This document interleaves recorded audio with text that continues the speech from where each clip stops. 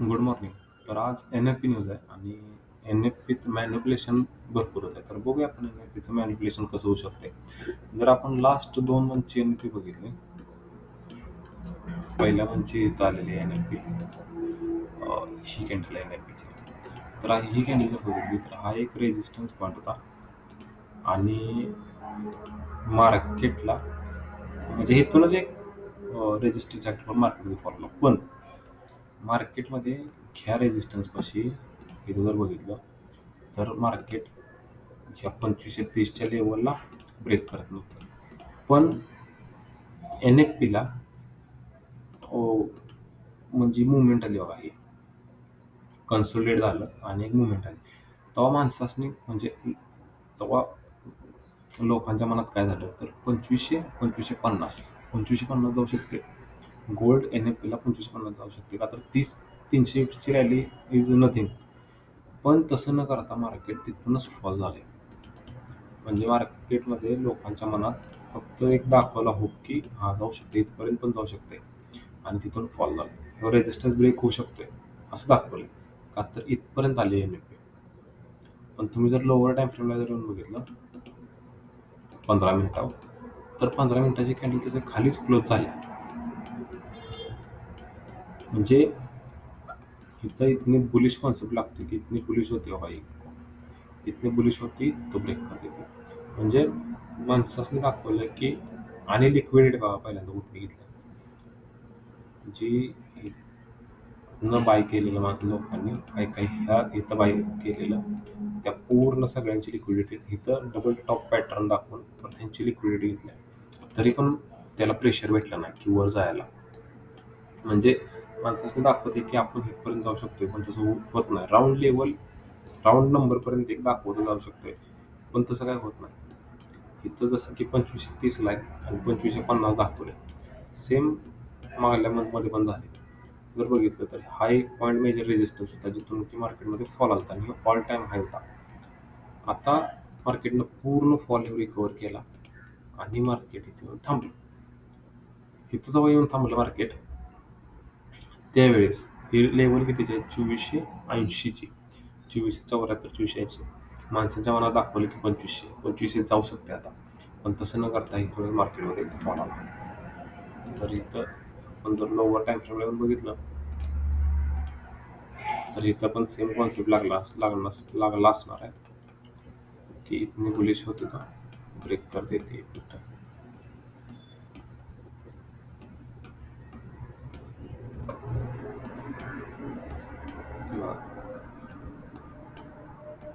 Same ही एन-एफ-पीची candle आहे.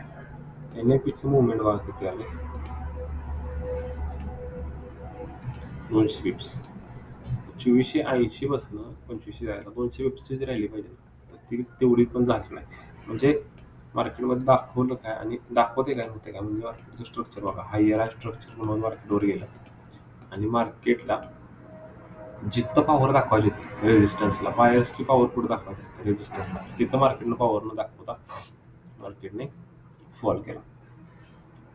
आपण ह्या वेळेस पण तीच एक्सपेक्ट करतोय की मार्केटमध्ये जर आपण बघितलं 4 आवर टाइम फ्रेमला तर मार्केट आता एका स्ट्रक्चरमध्ये आहे. मार्केटमध्ये हा एक वरून एक रेजिस्टन्स म्हणजे ट्रेंड लाईन येते जी की रेजिस्टन्स ऍक्ट करते मार्केटला आणि खालून एक ही एक ट्रेंड लाईन ही जर नाही लावली तरी चालते. आणि हा जो पॉइंट आहे हा मेजर सपोर्ट आणि major resistance zone major resistance zone आहे. का तर ह्याच पॉईंटपासून मार्केटला रिजेक्शन येते. तरी हे बघितलं हा एक मेजर झोन आहे. आता मार्केटमध्ये स्ट्रक्चर काय बनले जर आपण 4 आवर अकॉर्डिंग बघितलं तर मार्केटमध्ये एक हायर हायचं आता स्ट्रक्चर बनायला लागले. पण ह्या कंपॅरिझन अजून ब्रेक झालेला नाही त्याच्यामुळं आपण हायर हाय म्हणू शकत नाही. या कंपॅरिझन हाय बनवलाय आणि मार्केटमध्ये इथं kind of head and shoulder pattern म्हणला मार्केट इथून इथपर्यंत येऊ शकते 2677 1980 पर्यंत आणि इथं 6 वाजेपर्यंत 5:30-6 वाजेपर्यंत जर आलं तर मार्केट दाखवणार काय 2700 जाऊ शकते आता. 220चे तर राहिले, 220 आरामशीर रिकव्हर करेल. पण इथूनच एक असा फॉल येऊ शकतो.